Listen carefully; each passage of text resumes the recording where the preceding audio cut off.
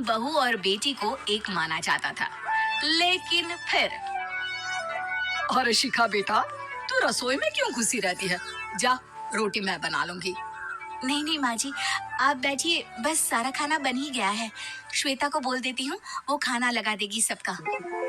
Sorry भाभी, मेरे पास वक्त नहीं है। माँ, मुझे पैसे देना, पार्लर जाना है। हाँ हाँ, चली जाना, भाभी को भी ले जाना। वो भी जाने को बोल रही थी पार्लर, और पहले ना मदद कर दे उसके खाना लगाने में। देख माँ, वो बहू है, उसे बहू रहने देना। इतना सर पर मत चढ़ा भाभी को। श्वेता, ज्यादा मत बोला कर। बहू और बेटी में कोई फर्क नहीं होता है। जा जाकर काम कर। ननद को माँ का भाभी से इस तरह प्यार करना बिल्कुल अच्छा नहीं लगता। वो बार बार किसी न किसी तरह माँ को भाभी के खिलाफ भड़काती रहती, लेकिन कोई फायदा ना होता। एक रोज, अरे बेटे किशन, जा बहू को कहीं घुमा कर ला। सारा दिन घर में काम करती रहती है। हाँ हाँ माँ, हम लोग जा रहे हैं ना गोवा। अच्छा जी, भाभी ने तो हमें बताया भी नहीं। वैसे तो सारी पंचायत करती है, ये गोवा वाली बात क्यों छुपा गई हमसे? अरे क्योंकि उसे खुद नहीं पता था बहन। मुझे टिकट सस्ती मिल रही थी तो मैंने बुक कर दिया। हाँ शिखा, पैकिंग कर ले, संडे हम जा रहे हैं गोवा। दोपहर में शिखा पैकिंग कर रही थी कि सास आ जाती है।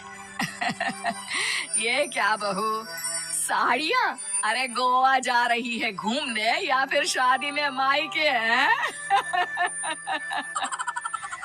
माँ जी, ऐसा कुछ है ही नहीं, समझ में नहीं आ रहा क्या रखूं कपड़े में। अरे तेरी और श्वेता की साइज तो एक ही है।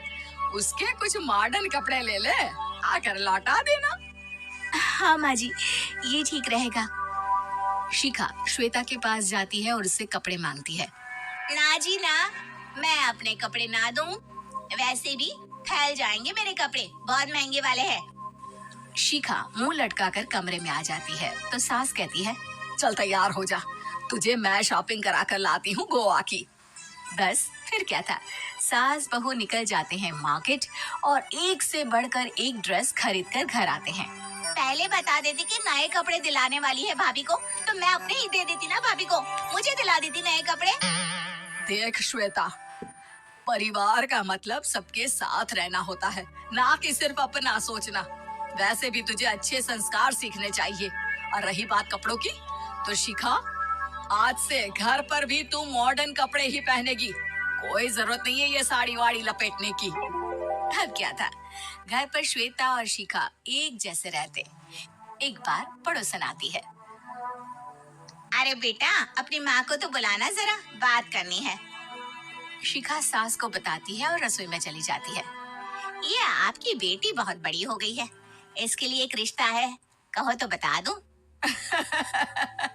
ये बेटी नहीं बहू है, घर में सब एक जैसे ही रहता है। वैसे मेरी बेटी भी बड़ी हो गई है, कोई रिश्ता हो तो जरूर बताना। पड़ोसन रिश्ता लेकर उन लोगों के घर आती है। तब श्वेता की होने वाली सास कहती है, तो ये घर है, कितने मंजिल का है? और ये बहू ने आपकी क्या पहन रखा है, जींस टॉप? अरे भाई, साड़ी वाड़ी नहीं है क्या इसके पास? देखिए, सर्दी है तो साड़ी में बहू कैसे मैनेज करती। वैसे पहनती है साड़ी भी। देखिए, हम लोग ठहरे पैसे वाले लोग, कोई कमी नहीं है हम लोगों के पास पैसों की, बहुत पैसे हैं, जमीन, नौकर, चाकर, कार, सब कुछ है, लेकिन घर में संस्कारी बहू चाहिए। समझ रही है ना आप? सास कुछ कहती कि श्वेता बोल पड़ती है, हाय रे, नौकर चाकर से लेकर जमीन, कार, पैसा, हाँ मुझे रिश्ता मंजूर है, मंजूर है मुझे। अरे रुक जा श्वेता, मैं बात कर रही हूँ ना। देखिए, हम लोगों के घर इतनी आजादी नहीं मिलेगी। अरे हाँ कर देना माँ, हाँ कर दे जल्दी से। सास क्या करती, बेटी की शादी ऐसे घर में कर देती है जहाँ ना उनके विचार मिलते हैं और ना ही आचार। शादी के बाद एक रोज फोन पर, श्वेता बेटा, एक बार घर आ जा, बहुत दिल करता है तुझे देखने का। मामू, घर पर बहुत काम होता है, कैसे आऊँ? बड़ा घर है, लेकिन आने जाने वालों की लाइन ही लगी रहती है। बेटा मैं तो जानती थी उस घर का हाल, लेकिन तू ही नहीं मान रही थी। माँ देख, हर घर का यही हाल है। तेरी बेटी को यहाँ घूंघट हटाने की परमिशन नहीं है और एक तरफ भाभी स्कर्ट पहनकर घूम रही है। बेटा, मुझे क्या पता था कि मेरी बेटी को ससुराल के नाम पर पिंजरा मिल जाएगा। अच्छा माँ, फोन रखती हूँ, सास को गर्मा गर्म रोटी खिलानी है। तुम लोगों की तरह नहीं कि एक रोटी बनाओ, एक सब्जी बनाओ, फिर सारा दिन फ्री होकर घूमो। सास फोन तो रख देती है, लेकिन सोच में पड़ जाती है कि एक तरफ बेटी जिसे कोई आजादी नहीं, वहीं दूसरी तरफ बहू जिसे देखकर लगता ही नहीं कि उसकी शादी भी हुई है। अगले रोज। शिखा, अरे ओ शिखा। हाँ माँ, क्या हुआ? कुछ चाहिए आपको? मैं जिम जा रही थी। जिम के कपड़ों में बहू को देखकर सास को घूंघट में अपनी बेटी का ख्याल आता है। देख बहू, घर में बहू की तरह रहा कर। इतने टाइट कपड़े पहनकर जिम जाना पसंद नहीं मुझे। जा जाकर रोटी बना। रोटी? माँ, अभी तो शाम के 6 बजे हैं। इस वक्त रोटी? आप क्या मेरे खाने पीने पर भी पहरा है? अरे जब मर्जी तब मैं अपने घर में खा भी नहीं सकती क्या? बहू को अजीब लगता है। वो समझ नहीं पाती कि जो सास कल तक इतनी सपोर्टिव थी, उन्हें अचानक से क्या हो गया। वो किचन में जाती है, गरम रोटी के साथ 2 तरह की सब्जी, रायता, सलाद सब लेकर सास के पास आती है। माँ जी, खाना। इतना सारा खाना? राक्षस समझा है क्या मुझे? रोटी मांगी थी मैंने गर्मा गर्म बस। पर माँ जी, रोटी खाती किससे आप?